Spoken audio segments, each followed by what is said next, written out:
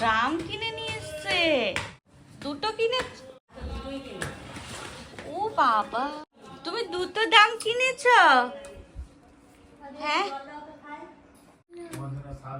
বাবালি, কি তুমি কত পয়সা পড়ছো?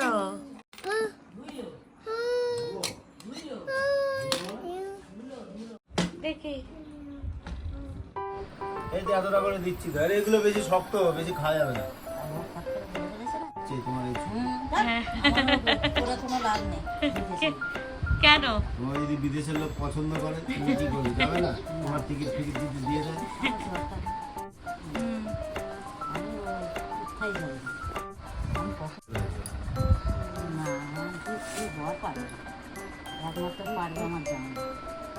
সোনারপুর থেকে এনেছিলাম জানো, 20 টাকা নিয়ে।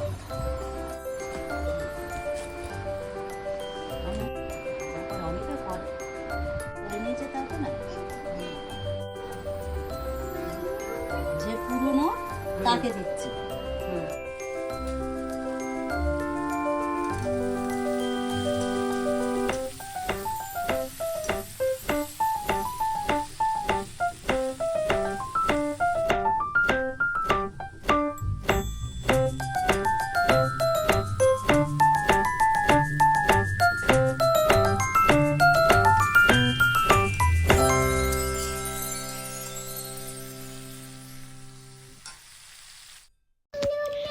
বন্ধুরা, শ্বশুরবাড়িতে আসলেই মানে রান্নাঘরে হচ্ছে বিরাট দায়িত্ব।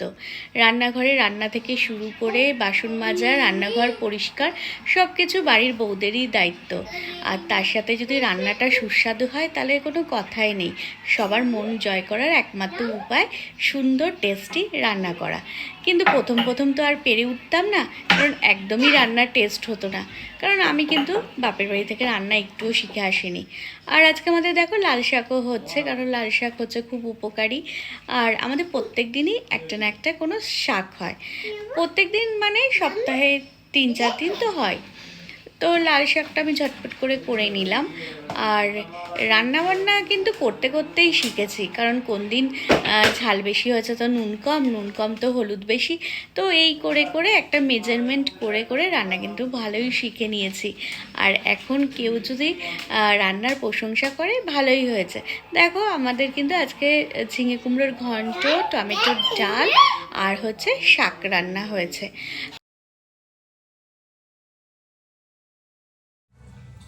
এখন আমার রান্না হয়ে গেছে, তো বাসনগুলো মেজে নেবো।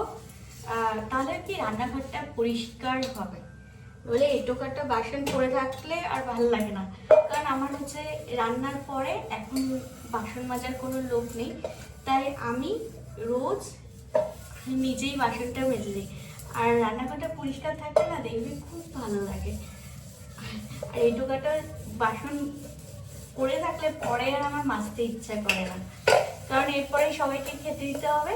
আর খেতে দিয়ে তারপরে আর কিছু করতে ইচ্ছা করে না। তার জন্য রান্নার পরে সঙ্গে সঙ্গে বাসনগুলো মেজে দিলে ভালো লাগে।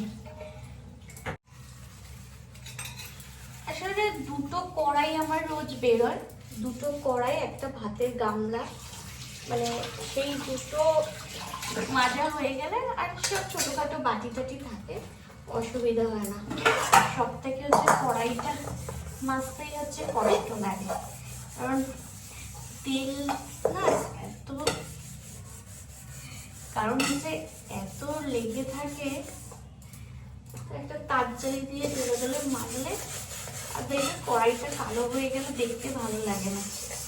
আগে আমি ভালো করে কড়াই মাজতে পারতাম না, এর জন্য আমার প্রথম কড়াইটা কিনে দিলাম, একদম কালো হয়ে গেছে। তো এখন মোটামুটি ঠিকই আছে, খুব ভালোও না খুব খারাপও না। এই কাজ করলে না বেশ মনটাও ভালো লাগে, আর একটু এক্সারসাইজও হয় সারাদিন ধরে। আর কোনো বাজে চিন্তা মাথায় আসে না, নইলে এই নিজের তো চিন্তা করি, নিজের চিন্তার সাথে সাথে কিন্তু অন্য লোকেরও চিন্তা করি। কিন্তু ঘরের কাজের মধ্যে থাকলে দেখবে কোনো টেনশন থাকে না। আর আগে একদমই আমার ভালো লাগতো না, সেটা তোমাদের সবসময় বলি যে আমার কিন্তু এইসব বাসন মাজা, কাপড় কাচা এইসব একদমই ভালো লাগতো না, করতামই না। আর কেউ যদি আমার শ্বশুরবাড়ি কেউ যদি বলতো যে একটু বাসনটা মেজে নাও, মানে খুব মাথা গরম হতো। কিন্তু কি করব, পরিস্থিতি সবকিছু শিখিয়ে দেয়, আর সবকিছু ভালো লাগাতে হয়।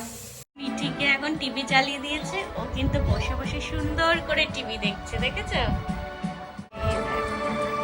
এই দেখো রাইমস হচ্ছে। ও মিঠি, এই যে তুমি রাইমস দেখছো? এখন আর রান্নাঘরে এঁঠো বাসনগুলো আগে আমি ফেলে রাখতাম, মানে আমার মাজতেও ভালো লাগতো না একটু।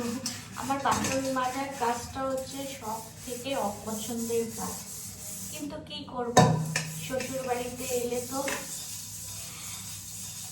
বাসন মাজতেই হয়। তবে প্রথমে আমাদের দুটো লোক ছিল, মানে কাজের লোক ছিল, একজন সকালবেলা বাসন মাজতো আর একজন বিকেলবেলা এসে রান্নার পরে বাসন মেজে দিত। কিন্তু কি করব, পরিস্থিতি যদি হয় তাহলে নিজেকেই করতে হয়। এমন খারাপ পরিস্থিতি এলো যে দুটো কাজের লোক আর রাখতে পারলাম না, তারপরে নিজেকেই করতে হতো।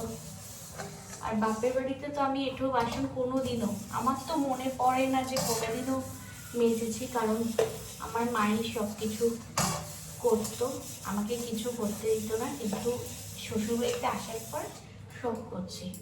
তারপরে কি হলো, একদিন ইউটিউবে দেখলাম কি যে রান্নাঘরে এঁঠো বাসন রাখা একদমই ভালো না, আর্থিক উন্নতি হয় না, টাকা পয়সার অভাব দেখা দেয়।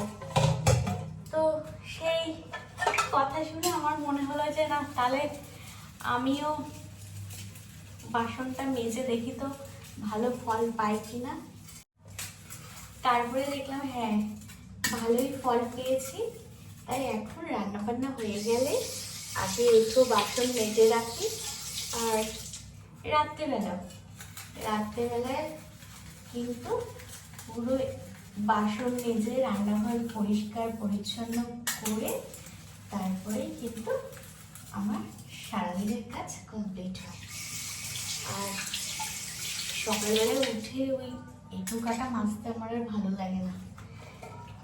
দেখো, তোমাদের বাসন মাজা নিয়ে অনেক গল্প করলাম, কারণ কি বলতো, আমার বাসনটা মাজতে একটুও ভালো লাগে না, কিন্তু এখন ভালো লাগাতে হয়, মেয়েদের সব কিছুই ভালো লাগাতে হয়, কারণ পরের বাড়িতে এসে থাকতে হয়, সেখানকার অনেক কিছু নিয়ম মানিয়ে নিতে হবে।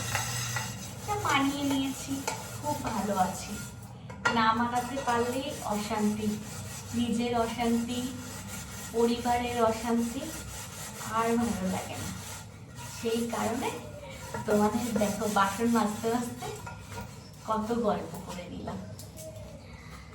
আর কাজকে যদি ভয় পাই না, তাহলে দেখবে বেশি কঠিন মনে হয়, আর ভয় না পেলে দেখবে খুব সহজ। দেখো, তোমাদের সাথে কমপ্লিট এই গল্প করতে করতে আমার রান্নাঘর পরিষ্কার করা একদম কমপ্লিট হয়ে গেছে। এখন আমি টুইঙ্কেল টিপতে পারলাম, টুইঙ্কেল টুইঙ্কেল লিটল। হ্যালো বন্ধুরা, আজকে তোমাদের সাথে গল্প করতে করতে আমি বাসনটা মাজা কমপ্লিট করে নিলাম। আর আমার ভিডিও তোমাদের ভালো লাগলে প্লিজ লাইক কমেন্ট করবে, আর নতুন বন্ধু হলে সাবস্ক্রাইব করবে।